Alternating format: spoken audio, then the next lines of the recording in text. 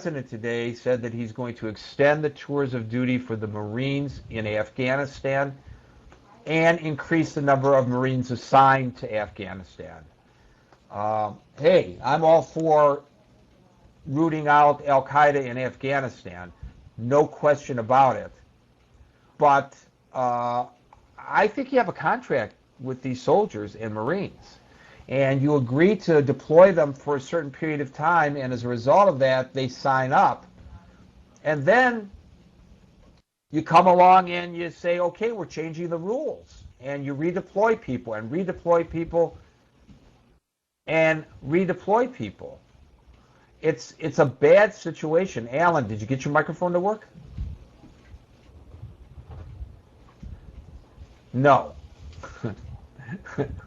Alan has not gotten his microphone to work. What do you guys think about this? The fact that we keep redeploying these members of the military. Boaz is back. He's calling the guest, and we'll be hearing from him momentarily, we hope.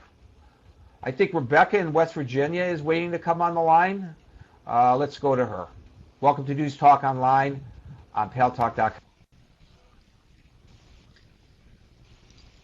Good afternoon, Gary. Good afternoon, everybody. I think it's just getting ridiculous. You send troops 2, 3, 4, sometimes 5 tours of duty with very little break in between tours of duty.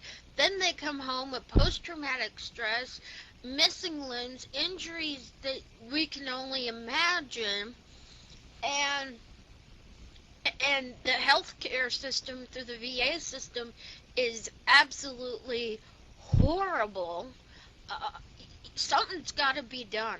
I say enough is enough. If we're not going to have the health care for them for 4, 5, 6 tours of duty, then we don't need to be sending them out. It's getting ridiculous. Families, I'm sure, are being destroyed. When is enough is enough? You know, there's got to be an end somewhere. Well, look, I think hopefully we get our guest here to discuss this with us in a couple of moments because he is suffering from post-traumatic stress disorder, as is his dog, he says. So, I want you to come back and make that suggestion to him as well, that they're going back for too many tours of duty. From reading his book, From Baghdad to America, I see that Jay Kopelman felt, and I guess a lot of the veterans feel, when they come back stateside, that they're out of step with society, or society is out of step with them. And many marriages are breaking up, and relationships are breaking up as a result of this. You know, this war in Iraq has extended longer than has the Second World War, the war to end all wars. Or was that the First World War? Was the war to end all wars? I don't know which one. Still no audio from you there, Alan, but it's a valiant try. Let's go to Morning Glory, who has not been screened. So could you remind us of what your name is and where you're calling from? Okay, thank you, Gary. This is Rachel from Louisiana, and I wanted to say I'm glad you're having this guest on today. I had the opportunity at a very early age to go many times to the VA hospitals and walk the halls of them and spend many hours in the VA hospitals.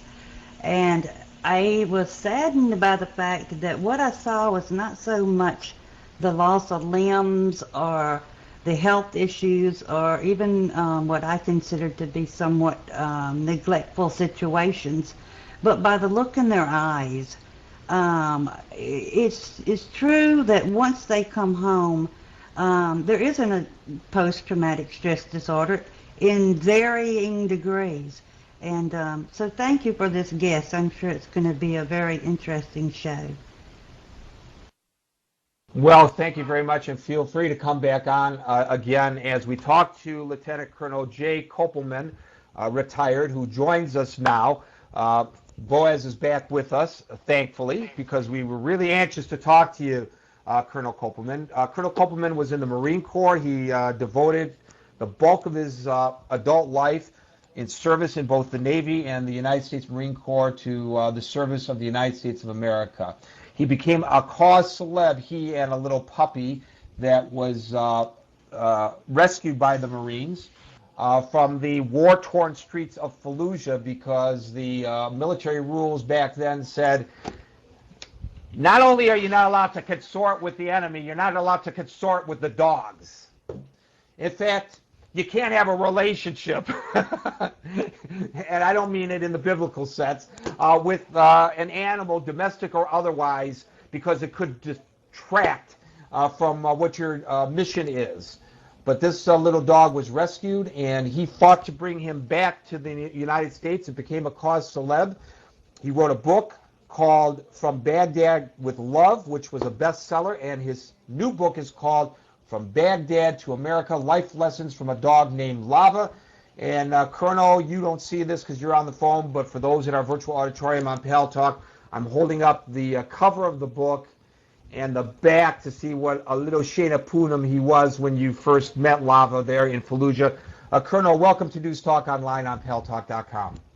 Thanks, Gary. I appreciate it, and I'd really like you to call me Jay. All right, Jay. Well, you know, once a colonel, always a colonel, but I'll call you Jay. Once a Marine, always a Marine, but my parents gave the name, and I like to go by that one. That's fine. Jay, let's go back to the story about why this dog had to be, actually, initially for strategic reasons, rescued from a 50-gallon barrel while you were in the middle of a firefight in Fallujah. Yeah, he was in a 55-gallon barrel in a courtyard of a house in Fallujah in November 2004 during that battle, and was making he was making some noise, and he hasn't stopped since, unfortunately. But the Marines heard him and said that one of the Marines, the senior enlisted, said, "Take care of that dog." And at the time, Forrest Baker, I think he was a lance corporal then, maybe he was a corporal by then, decided that he'd take some initiative